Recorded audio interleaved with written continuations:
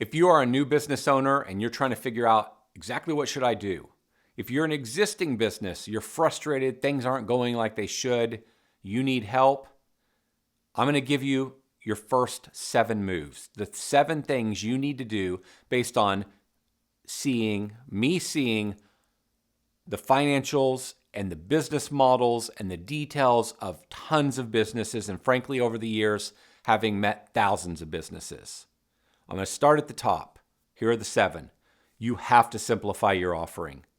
You are probably, maybe not, you might be offering too many services. You're doing too many things. You have too many things you have to think about. You have too many moving parts. You have too many things you have to train your team on.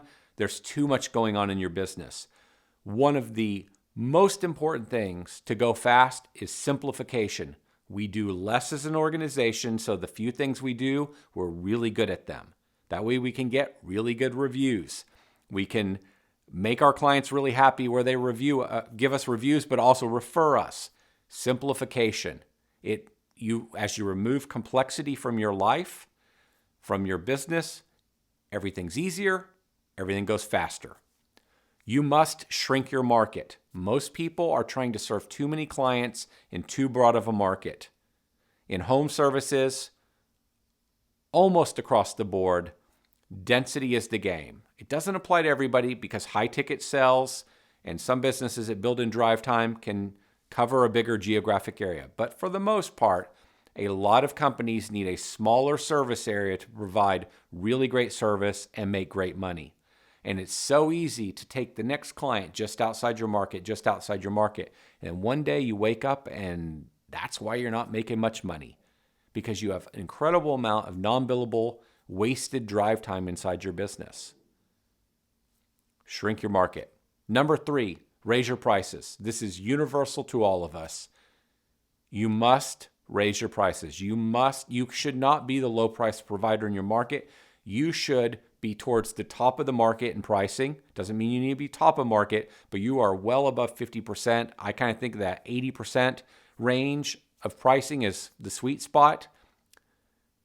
And you might say to yourself, yeah, but we're not good enough to do that. Well, until you have the money, you won't be able to be good enough. You've got to somehow pay for the great people, and you've got to pay for the right software. You got to pay for a good phone system. You got to pay for all these things. You've got to raise your prices. It is universally the challenge that most people are having, and a lot can be fixed by simply raising prices. And it's scary. So first start by raising your prices for all new clients. And when you find out, wow, we're still able to sell work, everything's going great, you go back and you raise prices on your existing clients. But don't put that off too long. Answer your phone. This is the ultimate competitive advantage. If I'm a new startup, the first thing I'm going to do is just answer my phone and answer it really fast, because it's unbelievable how many companies don't. It's amazing to me how many companies spend money on marketing. They'll run Google AdWords campaigns. They'll put out door hangers. They'll maybe send out postcards. They're on Facebook. They're doing all these different marketing things. And then they don't answer the phone. You have no chance of winning the business. You might as well have not done those things. Answer the phone. It's a massive competitive advantage. When you answer the phone, if there's any way possible, you should sell the job on the phone. You should close the deal right on the phone. It's all about speed. So you want to sell the job.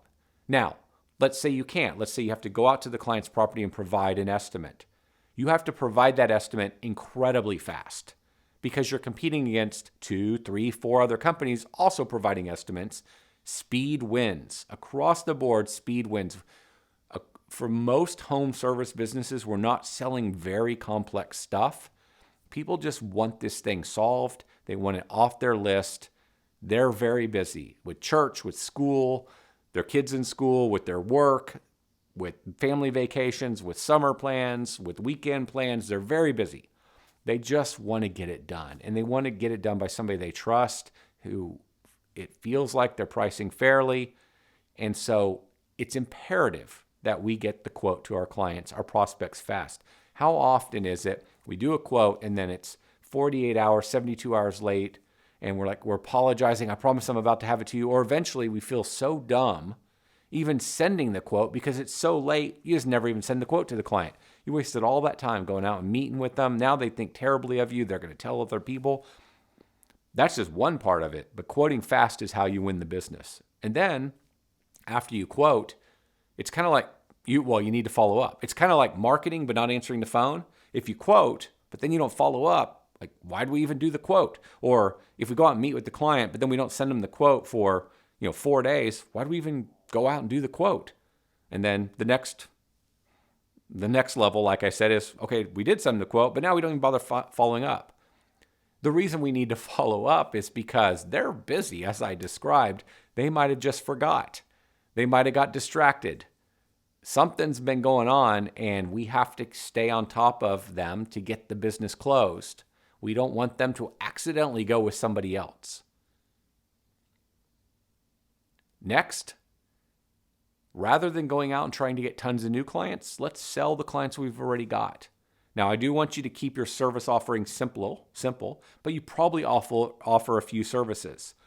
Let's try to sell every service we have to the clients we already have. It's so much cheaper to sell more to them. Plus, we get to make them happier. If we do a good job, it leads to reviews, it leads to referrals. It doesn't cost us much money to sell to our existing clients, but it costs us a lot of money to go get new clients.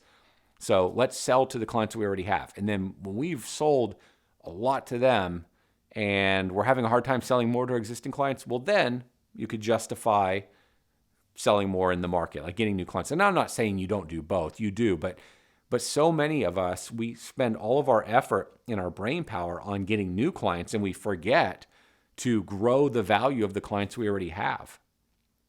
Speaking of selling, and this is my last point, when you're selling, think one-on-one versus bulk. So Miss Smith, your client, the easiest way to sell Miss Smith, let's just use, most of us have lawns, so let's use a lawn example. Maybe you have a company that mows your lawn, and you have bushes, maybe you have a sprinkler system. The easiest way to sell Miss Smith is to notice that the bushes need to be trimmed and say, hey, Miss Smith, while I was out today, we noticed the bushes need to be trimmed. Can we help you with this? And it could be that you knock on the door. It could be that you take a picture and you text a picture to her with a very personal note like I just described. That stuff drives a lot of business. What a lot of us do is we think in bulk. We think about the 200 clients or the 2,000 clients we serve, and we craft a message to all of them. You want to craft messages one-on-one. You want to sell one-on-one. It's way more effective. The conversion is way higher. Start there. Start with my Miss Smith bush example and sell as much of the work as you could possibly sell that way. Yes, it's a little more labor intensive, no question, but the conversion is astronomically better than selling in bulk. And then when you're really great at that, then you do bulk sales, meaning you identify that based on the time of year. We'll go back to a lawn example because you probably have a lawn. Maybe in your market at a certain time of year, ants, like in Texas for me, fire ants pop up when there's a bunch of rain, or at certain times of year like April and May. If I know that my clients are going to have fire ant problems at their property in those months, then I might bulk message all of them, that the ones that are not already buying this service, about that service. Or if I'm in the HVAC business, immediately preceding summer, when we know that systems are going to start to have challenges, I'm maybe bulk messaging our clients to do checkups, maintenance. So there's a place for both one-on-one selling and bulk.